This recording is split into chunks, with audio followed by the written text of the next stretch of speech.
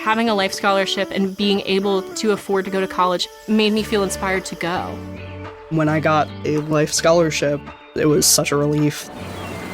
I knew that I wanted to have an impact. Having a life scholarship through the SC Education Lottery was huge. It gave me the opportunity to make that impact right here at home. The South Carolina Education Lottery. A better you, a better us, a better South Carolina. Visit sceducationlottery.com/betteryou.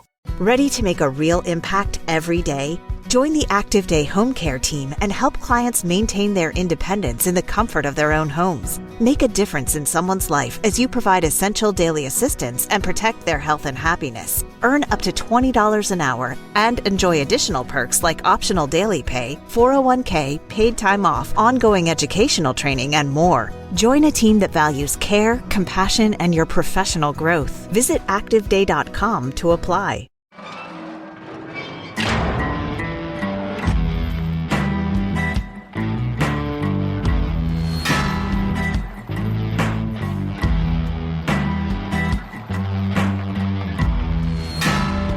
I walk a straight line, shackled and chained. Oh, gruesome Gertie is calling my name. There is no mercy in this penitentiary. Just ask the Hill String Gang or Angola 3.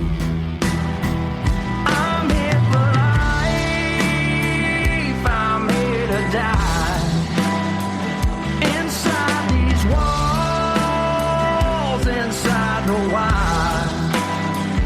And when the wolf cries, I know it's over. Oh, bloody Angola. Oh, bloody Angola.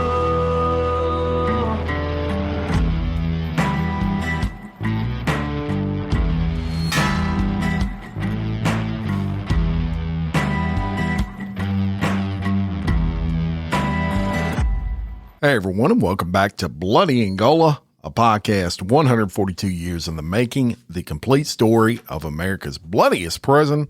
I'm Jim Chapman. And look, every now and then I come across some historic Angolite prison-issued magazine. I've been told in the past a lot of you like to hear, especially the historic editions of the Angolite, some of the interesting stories. And today I'm going to bring you some from 1956. I'm going to call this episode The Hunt Fever Bug. And you're going to know why when I tell you this first story. Again, this is from 1956. It's the Angolite, August 11th, to be specific. And this first article in that Angolite says the Louisiana State Department of Health has been taking bile specimens. And before I go any further, I need to mention, remember the time frame here, 1956. This was written by inmates, and this is how they spoke. And I'll move on. Taking bile specimens from all Negro convicts to determine whether any of these Angolans is a carrier of the typhoid bacillus, the bug that causes all the trouble. This wholesome sleuthing of Color Boy's insides began late last month when a few, quote, freakish cases of fever appeared. The patients would come in with 104.5 degree fevers. They'd break out overnight and they'd recur just as rapidly. So Dr. Polite, that's the name apparently, concluded it might be typhoid. But he did not specifically diagnose the illness as such. This must be done in a laboratory. Dr. Nardi, the State Department of Public Health specialist, is making the test in New Orleans. To date, the 3 walnuts have been cracked and checked, but nothing has been found. All of the men tested have been cooperative in trying to learn whether any of them is a carrier of the bug. After the bile specimens have been collected at the dormitories, they are taken to the public health labs in New Orleans by Dr. Martin for analysis. And look, this is a time in history in prison. I mean, I would imagine that hygiene wasn't on the top of anyone's list, and they had all kinds of bugs, etc., break through all prisons at that point. But the Hunt fever bug just starting to surface at Angola on August 11th of 1956 when this was written. In another article, it's titled Angola's Informal Hot Seat, and it reads, someone, just no one at the Angolite, neither knows nor cares, was almost burned to a cinder one day last week. It seems that this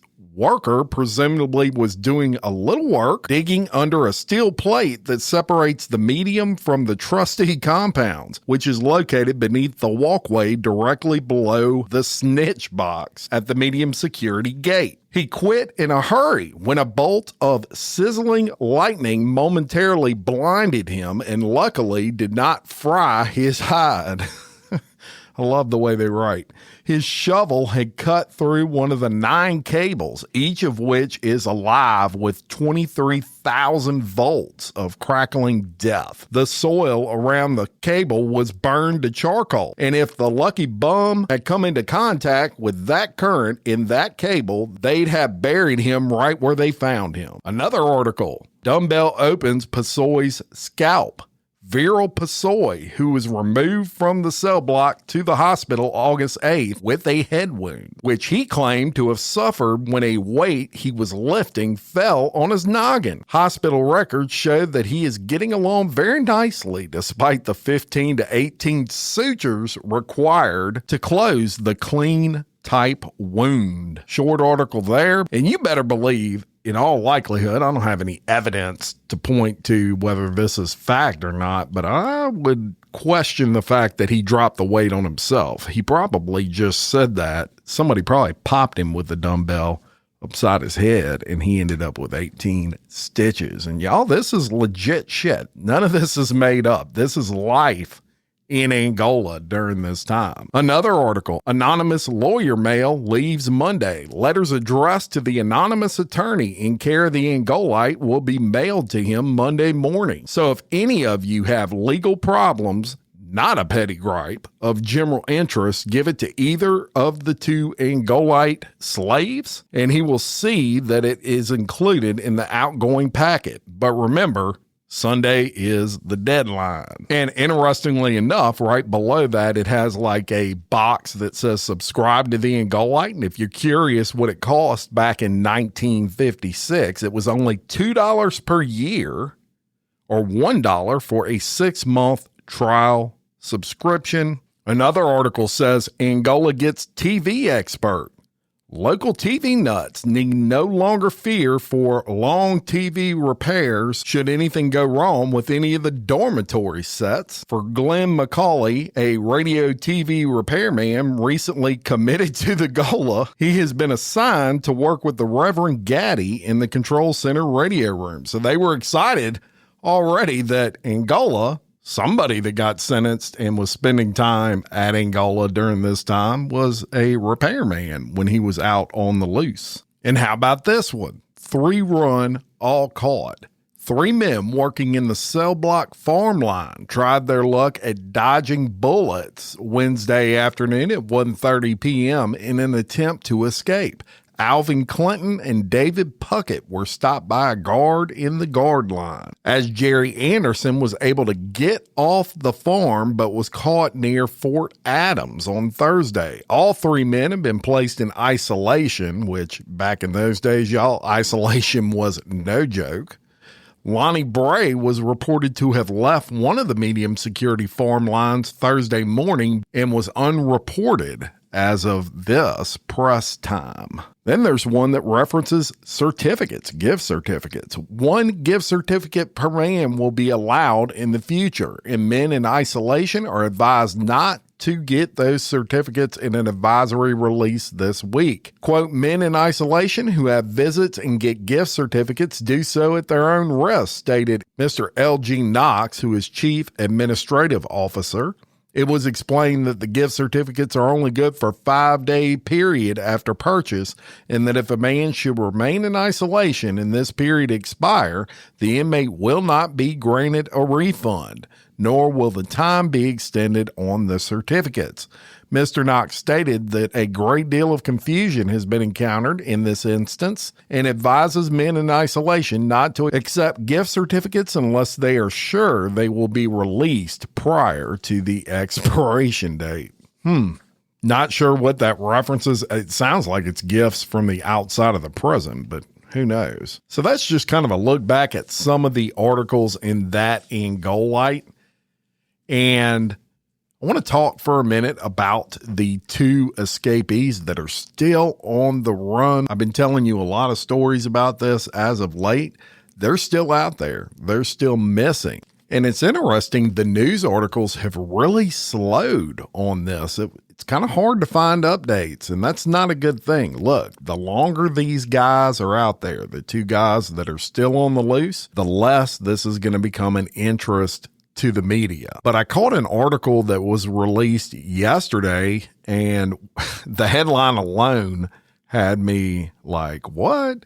It says the family of NOLA escaped inmates says U.S. Marshals have been showing up to their homes unannounced. Oh, the nerve. I mean, they should call first, right? And the article reads, and incidentally, this is from WDSU 6, which is an NBC affiliate, says a second New Orleans home was searched by U.S. Marshals within less than 24 hours as investigators worked to close in on an escaped inmate, Derek Groves. That's as the 2 remaining jail escapees had been on the run for more than a month. Reporter Shay O'Connor was live in New Orleans with an exclusive interview on how law enforcement searched a house to see if Groves had been in contact with his family. Family members say they do not want the visits to escalate. They said they don't know where Groves is. They also describe what happened after hearing law enforcement knocking on the door Tuesday morning. Jasmine Groves, the aunt of Derek Groves, said it was like 12 cars, marshals out with their guns. Groves took video showing the large police presence around the home where she and her children were staying and said, quote, I tell them that babies are in the house. One had a shield and went to go in. U.S. Marshals said they searched the home with permission and did not make any arrest.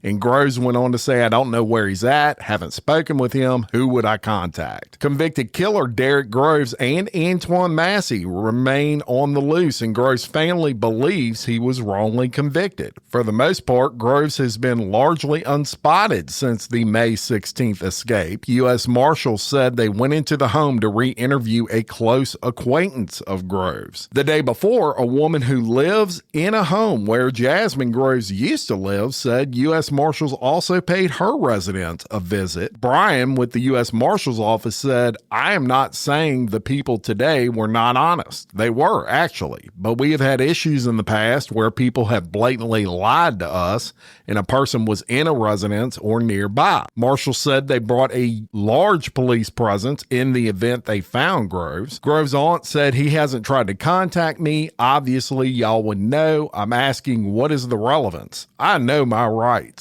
Groves is the daughter of Kim Groves. Kim was shot and killed in 1994. The hit was ordered by a corrupt NOPD officer by the name of Lynn Davis after Kim witnessed him beating a young person in her neighborhood. Kim had been planning Jasmine's 13th birthday. Derek Groves, Kim Groves' grandson, was convicted of murder last October after 4 trials. One resulted in a mistrial, another in a deadlock. Groves and Massey will remain on the loose, and there's a $50,000 reward for information on each inmate. If you know anything that could lead to an arrest, call Crime Stoppers 822-1111. So at this point, y'all, they have arrested just a ton of people for aiding and abetting, but they cannot seem to track down either Antoine Massey or Derek Groves. And again, the longer they're on the run, better chance they have to get away with this, quite honestly. And just a short one today. Thank you so much for listening. We'll be back next week with more. And until next time, for Bloody Angola, a podcast 142 years in the making, the complete story of America's bloodiest prison. Peace.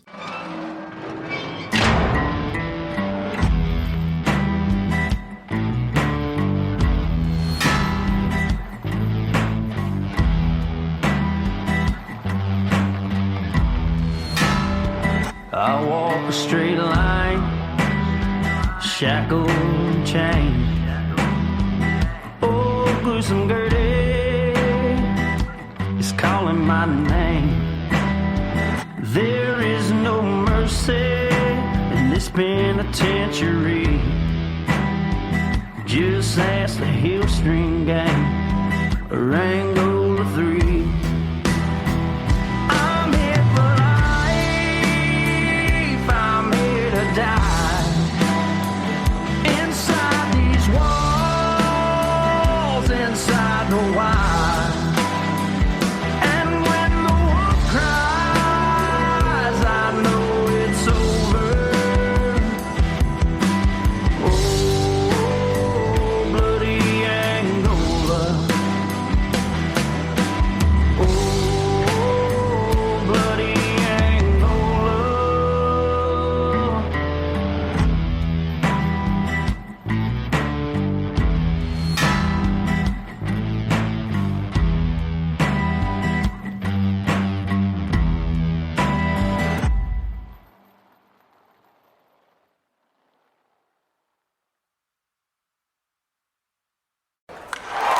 Breaking news from the stadium tonight as an anonymous fan foot the bill for 55,000 hot dogs, bringing that sweet tubed meat to everyone in attendance. Free dogs! Yeah! 55,000 hot dogs? What does that even cost? While the identity of this Frankfurter philanthropist remains anonymous, their all-beefy generosity will go down in history. The new Mega Millions. More to win means more to give. How you spend it is up to you. Yeah! For game odds and details, visit SCEducationLottery.com.